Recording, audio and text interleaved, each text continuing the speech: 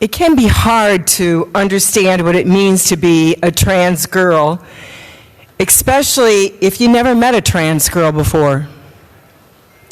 And it's common to have a lot of questions. But I hope that what we can all agree on today is that trans kids should be treated with the same dignity, respect, like everyone else. That they are to be treated the same way that we want to be treated. Kids learn an awful lot of important lessons in sports. They learn leadership and confidence, self-respect, and what it means to be part of a team. Trans kids, they just want an opportunity to play sports for the same reason that other kids want to just be a part of a team where they belong.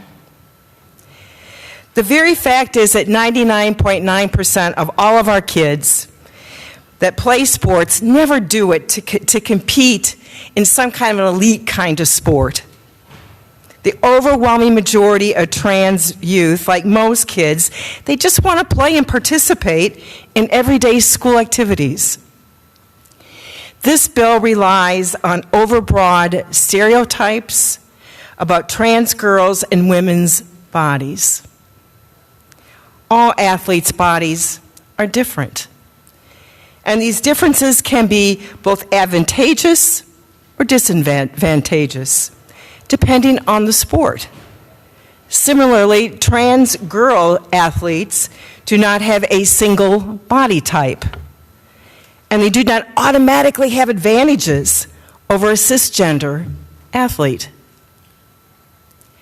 Trans youth, like other students, deserve the same chance to learn teamwork, sportsmanship, leadership, and to build a sense of belonging with their peers.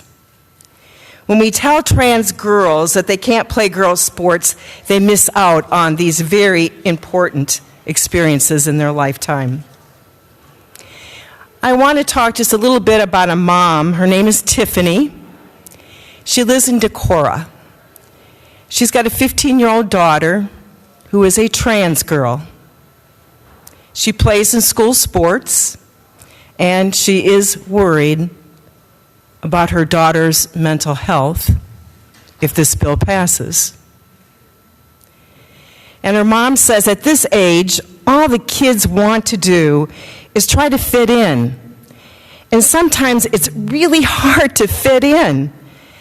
And then when you're being kicked out of a sport because you don't meet the criteria, you feel really isolated from your peers.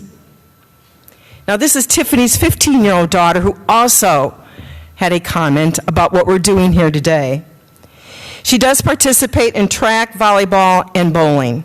And she does it to have a good time with her friends. If this bill passes, her daughter said, "I'm not here to take anybody's medals or records away. I'm just here to have fun and live my life." I listened to Senator Carlin mention these time-honored boundaries. You know, there have been time-honored boundaries throughout the history of our society. And those time-honored boundaries held people back. They held women back. They held people of color back. They held people with intellectual disabilities back. They had people with mental illness back. They have held people who were gay back. And now we're going to have transgender.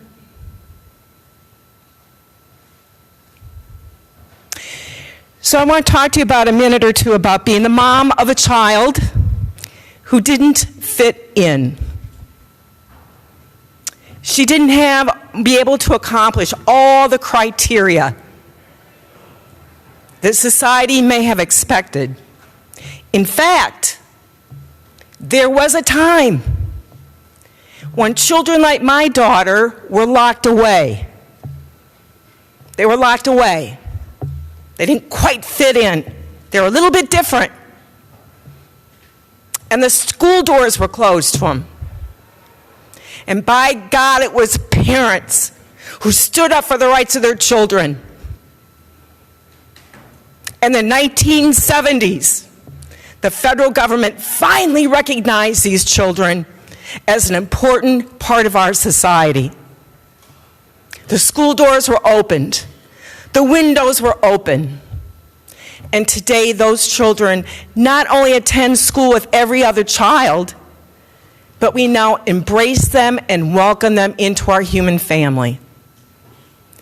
And I can tell you right here and now, I learned more from that child than anyone else in this room could ever teach me, or any other human being I've ever met in my life. Because she taught me what the real value of life is about. It's not about judging.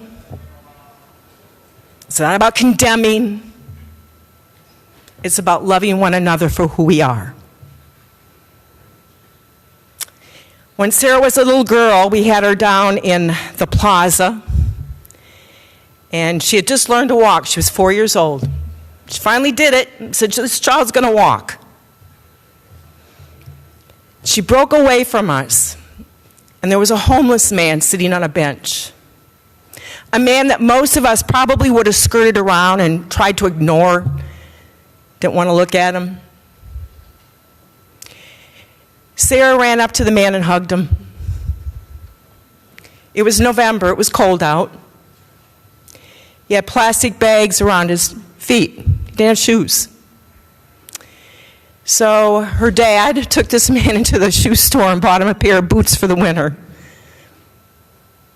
Now you tell me, we do not understand all of this today, but I know our history is stained with these artificial boundaries that we set up. And as time goes on and we start to understand more and more of this, we open our hearts and our minds and we become a more inclusive society. We become a better people. I ask you to reject this bill. This is not the Iowa that I love and know. This is not it.